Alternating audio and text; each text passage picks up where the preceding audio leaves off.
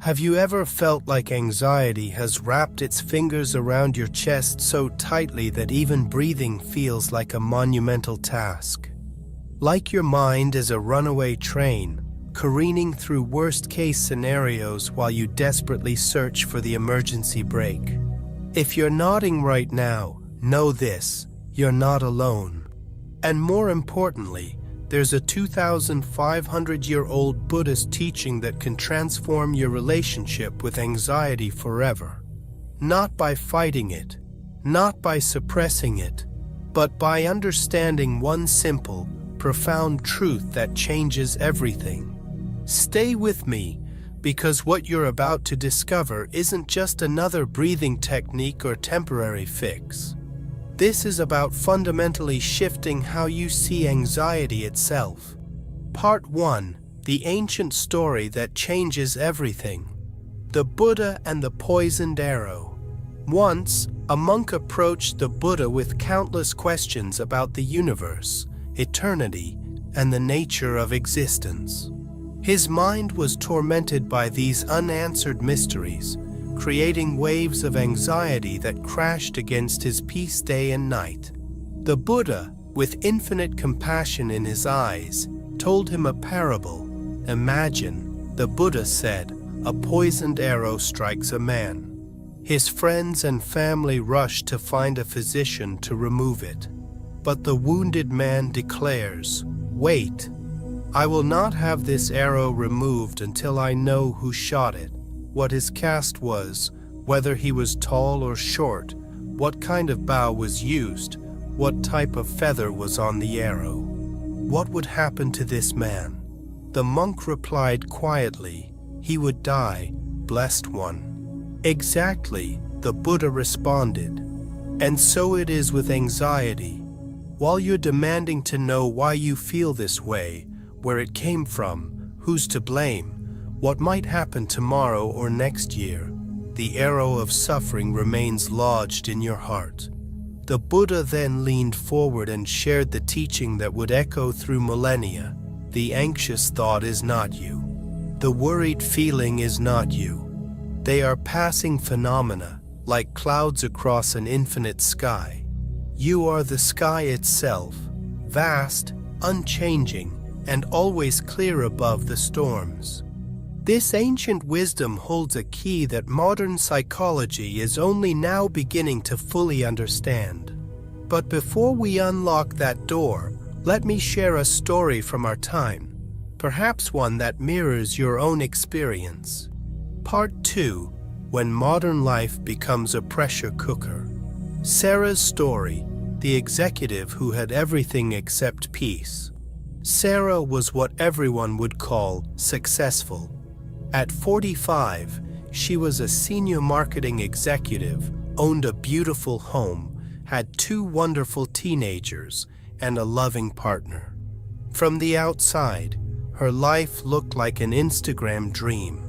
But at 3 a.m., Sarah would find herself wide awake, her heart racing like she'd just run a marathon. Her mind would spiral through an endless list. What if I lose my job in the next restructuring? What if my kids don't get into good colleges? What if my mother's health deteriorates? What if?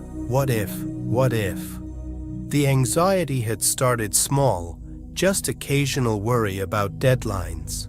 But over the years, it had grown like kudzu, wrapping around every aspect of her life. She tried everything: therapy apps, yoga classes, even medication. They helped temporarily, but the anxiety always returned, sometimes stronger than before.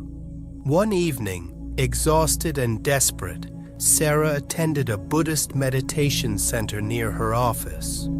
She wasn't particularly spiritual. She just needed something, anything, to quiet the storm in her mind. The teacher, an elderly woman with eyes that sparkled with an inner peace Sarah desperately craved, said something that stopped Sarah in her tracks. You keep trying to solve anxiety like it's a problem to be fixed. But what if anxiety isn't your enemy? What if it's a messenger, carrying wisdom you need to hear. Sarah felt tears prick her eyes. For the first time, someone wasn't telling her to just relax or stop worrying so much. The teacher continued, "In Buddhism, we have a phrase, 'This is not mine, this is not me, this is not who I am.' Every time an anxious thought arises, meet it with these words. Not to push it away, but to recognize its true nature, temporary, impersonal, and ultimately powerless to define you."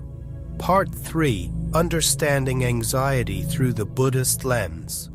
The signpost, not the destination. Here's what most of us get wrong about anxiety. We think it's a character flaw, a weakness, something broken within us that needs fixing.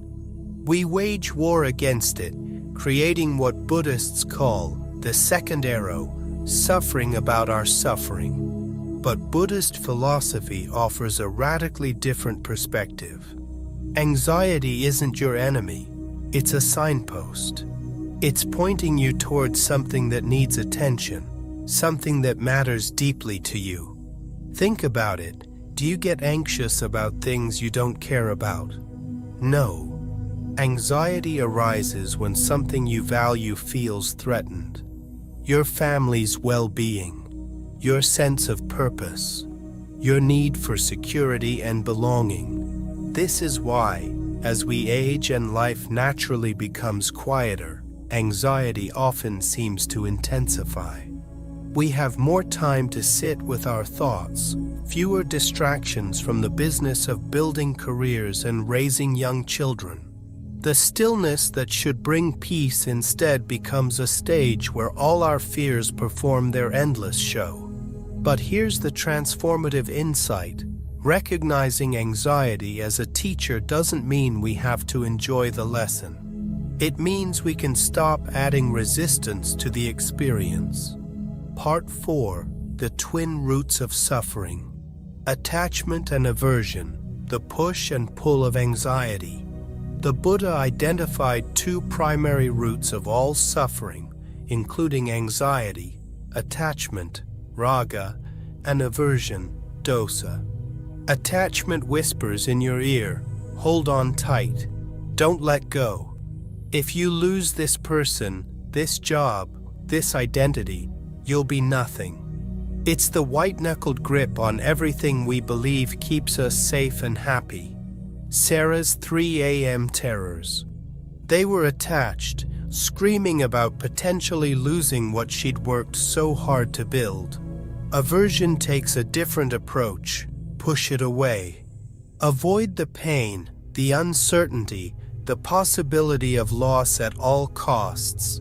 It's the frantic energy that has us scrolling through our phones to avoid sitting with uncomfortable feelings or lying awake strategizing how to prevent every possible future catastrophe. Together, they create a perfect storm of anxiety. We're simultaneously clinging to what we have while pushing away what we fear. We're trying to freeze the river of life, to stop change in its tracks. But here's what the Buddha understood: everything changes. Anicca, impermanence, is the only constant. Your body changes. Your relationships evolve. Your thoughts and feelings flow like water. Even your anxiety itself is constantly shifting, though it might not feel that way when you're in its grip.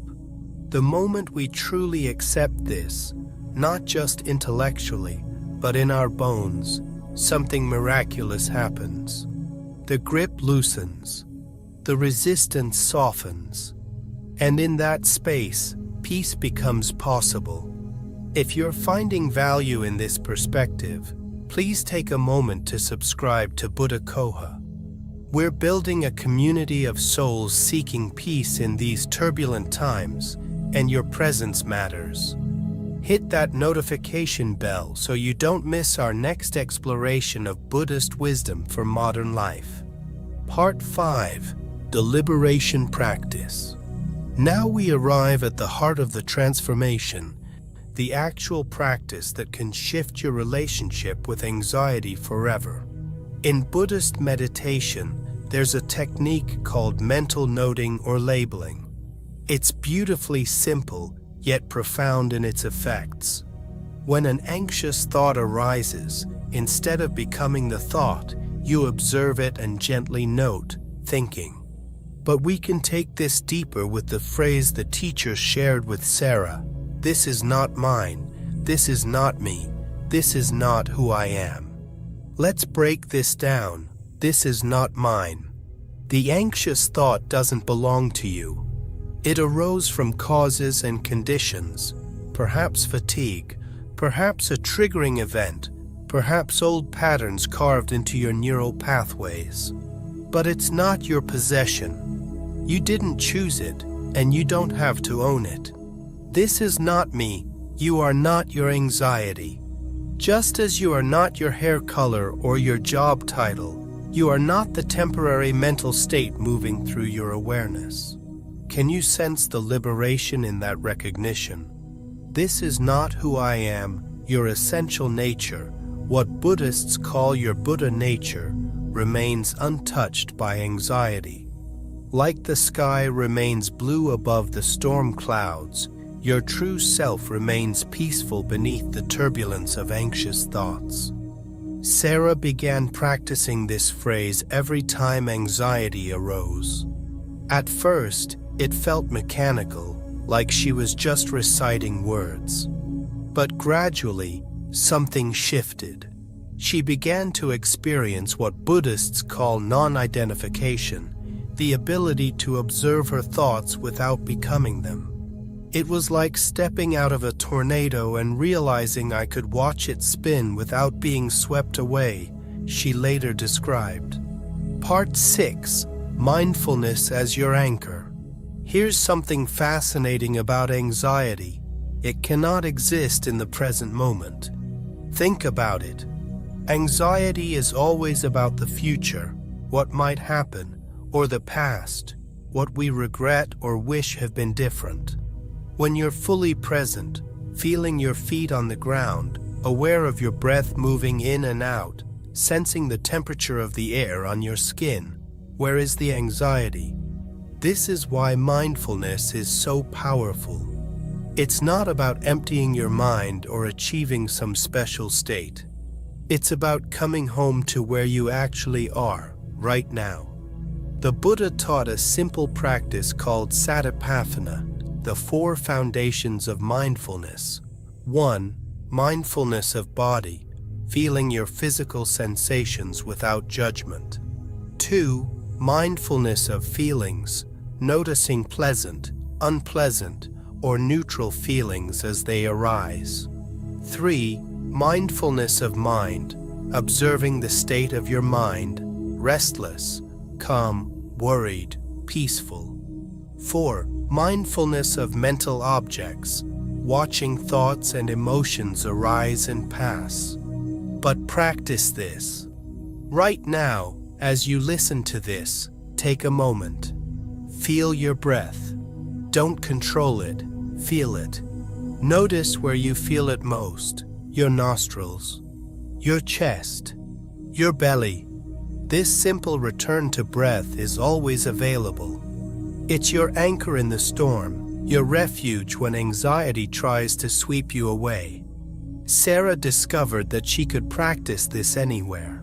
In board meetings, when her heart started racing. In traffic, when her mind began its what-if spiral. Even in those 3 a.m. wake-ups, she would place her hand on her heart and simply breathe, whispering, "I am here. This is now. I am safe in this moment." Part 7. The radical act of self-compassion. Befriending yourself when it matters most. There's a voice that often accompanies anxiety, the inner critic. It says things like, "You're so weak. Why can't you just get it together? Everyone else manages fine. What's wrong with you?" This voice adds suffering to suffering, creating what Buddhist teacher Tara Brach calls the trance of unworthiness. But Buddhist teachings offer a radical alternative, metta, loving kindness, directed first toward yourself. The Buddha said, "You yourself, as much as anybody in the entire universe, deserve your love and affection." Think about how you'd comfort a dear friend struggling with anxiety. Would you tell them they're weak? That they should just get over it? Of course not. You'd likely say something like, "This is really hard. I'm here for you. You're going to get through this." Why do we deny ourselves the same compassion? Sarah learned a self-compassion practice that transformed her relationship with anxiety. When anxiety arose, she would place her hand on her heart and say, "This is a moment of suffering," acknowledging the pain. Suffering is part of being human, recognizing our common humanity. May I be kind to myself in this moment, offering self-compassion. At first, it felt awkward, even silly. But over time, this practice began to soften the harsh edges of her anxiety. Instead of anxiety plus self-criticism, she experienced anxiety held in compassion. And remarkably, when we stop fighting our feelings and instead hold them with kindness, they often begin to dissolve on their own. Part 8, the deeper teaching on identity. Who are you beyond the anxiety? This brings us to perhaps the most profound Buddhist teaching about anxiety, the question of identity itself. Who are you? Are you your thoughts, your feelings, your body, your roles and responsibilities? The Buddha's answer was revolutionary. What you think of as self is actually a collection of ever-changing processes, not a fixed entity. He called this anatta or non-self. This might sound abstract, but it has profound practical implications for anxiety. When you say, "I am anxious," you're identifying with the anxiety, making it part of your core identity.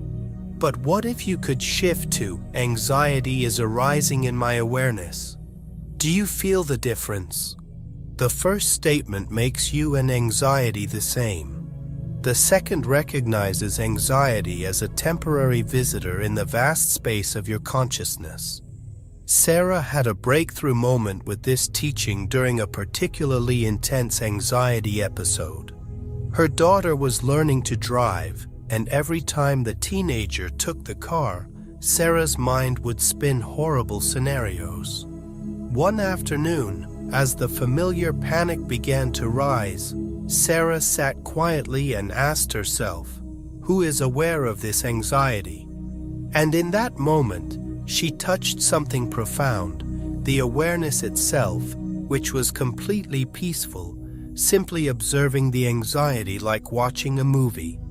She realized, "I'm not the anxiety. I'm the awareness that's aware of the anxiety." This shift from being I and the storm to being the space that holds the storm changed everything. Part 9, Integration and Daily Practice. Making these teachings real in your life. Understanding these concepts intellectually is one thing. Integrating them into your daily life when anxiety strikes is another. Here's how to make these teachings practical. Morning intention setting. Before you check your phone or leap into your day, take 3 conscious breaths. Set an intention. Today, when anxiety arises, I will meet it with awareness and compassion. The RAIN practice. Buddhist teacher Tara Brach developed this acronym for working with difficult emotions. Recognize what's happening. Allow the experience to be there. Investigate with kindness.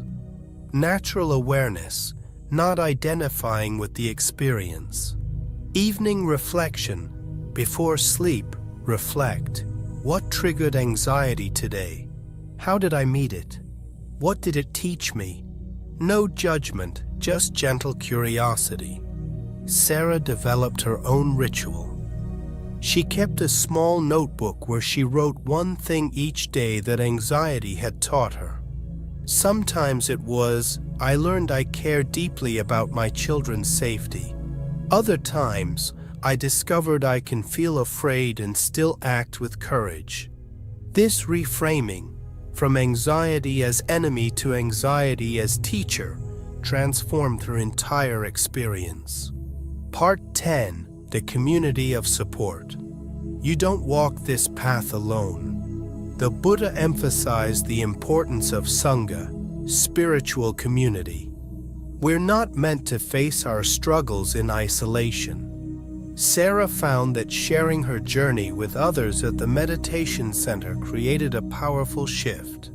She discovered she wasn't alone in her 3 a.m. worries. The successful businessmen in the group struggled with health anxiety. The young teacher battled social anxiety.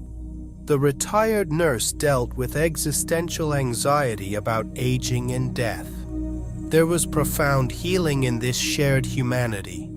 As Buddhist teacher Pema Chodron says, compassion is not a relationship between the healer and the wounded. It's a relationship between equals. This is why we've created the Buddha Koha community. If this message is resonating with you, please subscribe and join our growing family of souls supporting each other on this journey. Share this video with someone who might need to hear these words. Your single share could be the lifeline someone needs today. Part 11. When Anxiety Returns. The Spiral Path of Healing. Here's something important. Using these Buddhist practices doesn't mean anxiety will never return. Sarah still has anxious moments. The difference is her relationship with them. Buddhist philosophy teaches that healing happens in spirals, not straight lines. You might find yourself facing the same anxiety you thought you'd conquered, but each time you meet it from a slightly different place, with more awareness, more compassion, more skillful means. Sarah describes it beautifully. I used to think healing meant never feeling anxious again. Now I understand healing means anxiety can arise, and I don't lose myself in it. I can feel it, acknowledge it, learn from it, and let it pass.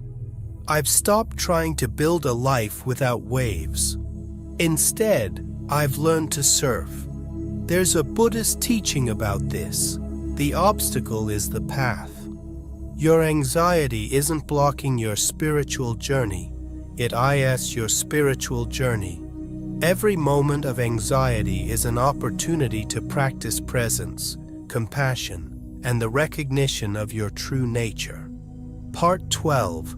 Advanced Practices for Deep Transformation. Going Deeper, the Medicine of Emptiness. For those ready to go deeper, Buddhism offers the teaching of sunyata or emptiness. This doesn't mean nothingness. It means that all phenomena, including anxiety, are empty of independent, permanent existence. Your anxiety doesn't exist in isolation. It arises from countless causes and conditions. Your genetics, your past experiences, your current circumstances, even what you ate for breakfast. Understanding this interconnectedness can bring profound relief. You're not broken or weak for experiencing anxiety. You're a human being responding to the complex web of life. Sarah found this teaching particularly liberating when dealing with inherited anxiety patterns. Her mother had been anxious, her grandmother too. Instead of seeing this as a curse, she began to see it as part of the vast web of cause and effect, stretching back through generations. I realized I could be the one to transform this pattern, she said. Not just for me, but for my children and their children. My healing ripples outward. Part 13. The Ultimate Freedom. Beyond Anxiety, Touching Your Buddha Nature. The ultimate Buddhist teaching about anxiety, about all suffering, is this: you already have within you everything you need for peace. Your Buddha nature, your essential enlightened nature, is already present, just temporarily obscured by clouds of thought and feeling. The Zen master Suzuki Roshi put it perfectly: you are perfect as you are, and you could use a little improvement. This isn't about becoming someone different. It's about uncovering who you've always been beneath the layers of worry and fear. Sarah's most profound moment came during a meditation retreat.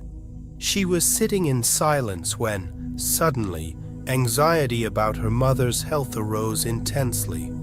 But instead of her usual reaction, she found herself simply observing it with complete equanimity. In that moment, she touched what Buddhists call nirvana, not some otherworldly state, but the simple peace of non-resistance, non-identification, complete acceptance of what is. It lasted maybe 30 seconds, she recalls, but in those seconds, I knew beyond doubt that peace is always available. Not because life becomes perfect, but because we can touch that part of us that was never anxious to begin with. Your journey begins now. As we conclude this exploration, let's return to where we started, to you, who are listening to this because anxiety is your unwanted companion. The Buddha's final words were, "Work out your salvation with diligence." Notice he didn't say, "Work out your salvation with stress or with perfectionism or with harsh self-criticism." He said with diligence, steady, patient, compassionate effort. Your anxiety doesn't define you.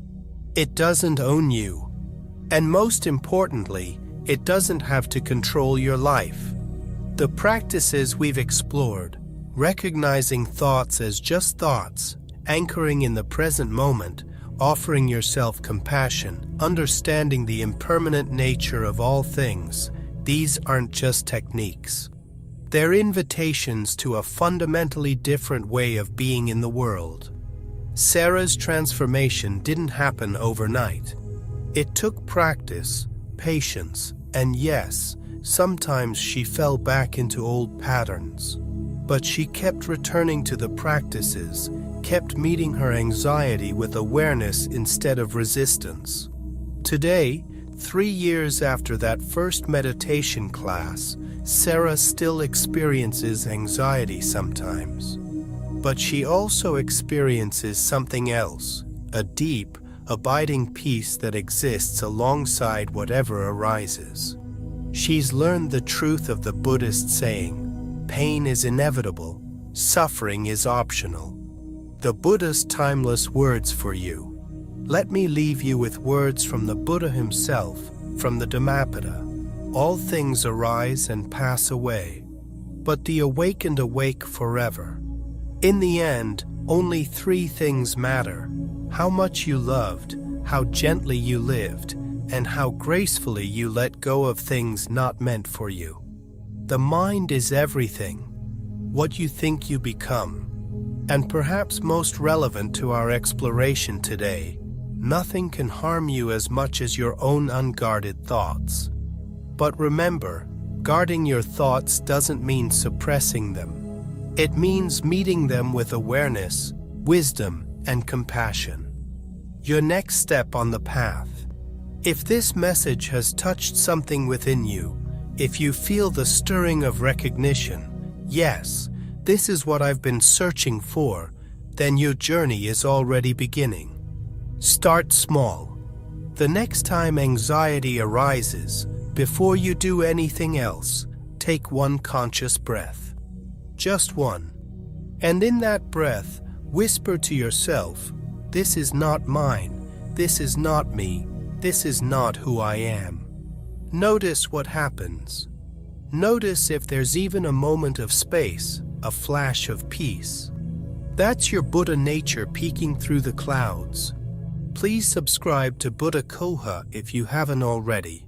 Hit the notification bell. Share this video with someone who needs to hear this message. Your engagement helps us reach more souls seeking peace in these challenging times. And remember, you're not walking this path alone. Every person who's ever felt anxiety and found their way to peace is walking with you. The Buddha himself is walking with you. And this entire community is here, supporting your journey. May you be free from anxiety. May you be at peace.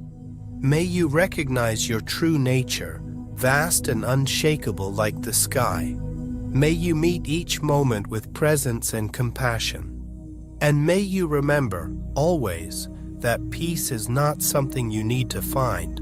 It's something you need to uncover within yourself, where it has always been waiting. The anxiety you feel is not your enemy.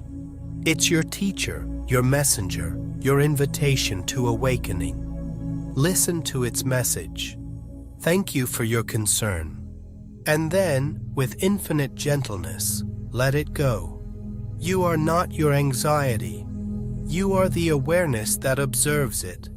You are the space in which it arises and passes. You are already free. Remember this truth and let it transform your life. In peace and presence, the Buddha Koha community thank you for joining us on this journey into Buddhist wisdom for modern anxiety.